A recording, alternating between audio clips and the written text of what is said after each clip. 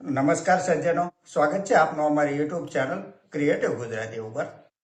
તો સજ્જનો, માર્કેટ આજે gap up ખુલ્યું હતું, પરંતુ ધીમે ધીમે સતત ડાઉન જઈને લગભગ 11:15 નિફ્ટી ઇન્ડેક્સ માઇનસમાં ગયો અને દિવસના અંતે 27 પોઈન્ટ ઘટીને 26,175 અંક બંધાયો છે.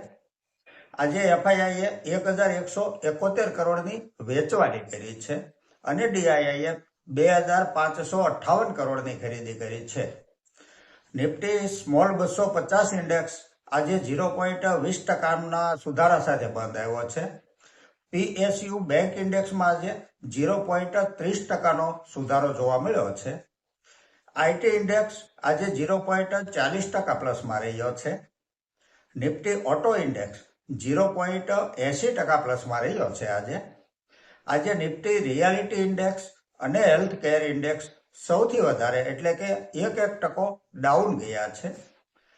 ગોલ્ડ ઇટીએફમાં આજે 2%ની શાનદાર તેજી રહી હતી અને સિલ્વર ઇટીએફ આજે 5.5% પ્લસમાં રહ્યા છે.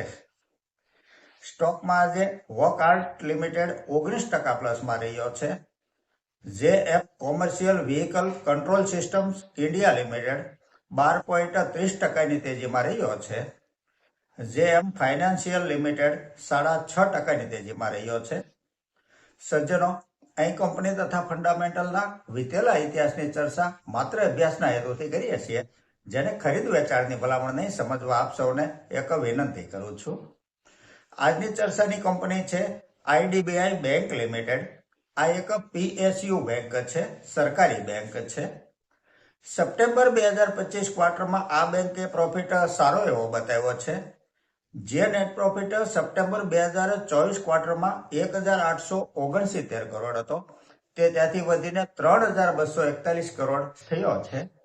Year to year net profit જોઈએ તો 2,557 કરોડ ત્યાંથી 3,728 કરોડ, ત્યાંથી 5,814 કરોડ, ત્યાંથી 7,656 કરોડ થઈ અને 9,313 કરોડ થયો છે.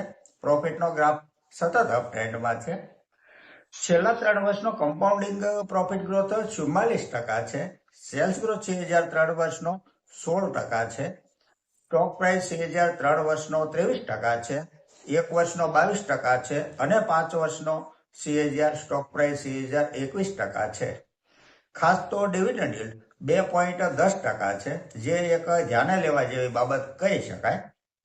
માર્કેટ કેપ 1,07,750 કરોડની છે. સ્ટોક પ્રાઇસ 100 રૂપિયા છે.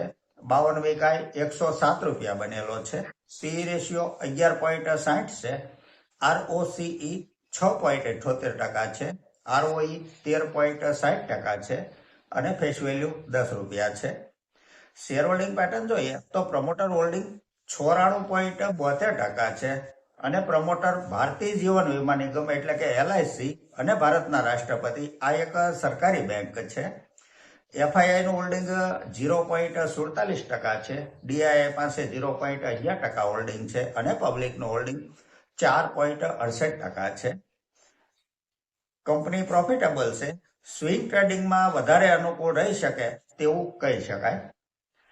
આગળ એક સજ્જનનો સવાલ છે કે ઇન્ડિયન ઓઇલ કોર્પોરેશન લિમિટેડ લેવાય તેવો સવાલ છે. આ એક પીએસયુ કંપની છે. જો લોંગ ટર્મ એટલે કે 5 વર્ષથી પણ વધારે સમય માટે લેવો હોય તો લેવાય, કારણ કે આ સ્ટોક ડાઉન ગયા પછી વધારે રાહ જોવડાવે છે. આગળ એક સજ્જન કહે છે કે કેસ્ટ્રોલનું શું લાગે છે તેવો સવાલ છે. આ એક એવી કંપની છે કે ગમે તેટલી ધીરજવાળાની પણ ધીરજ ખૂટવાડી દે ત્યાં સુધી રાહ જોવડાવે છે. જો એટલી તૈયારી રાખવી હોય તો આગળ વધાય. તો સજ્જનો, આ સાથે આજની આ ચર્ચા અહીં પૂરી કરીએ છીએ. જો આપને આજની આ ચર્ચા પસંદ આવી હોય તો લાઈક કરજો, શેર કરજો, મારી ચેનલને સબસ્ક્રાઈબ કરજો. નમસ્કાર.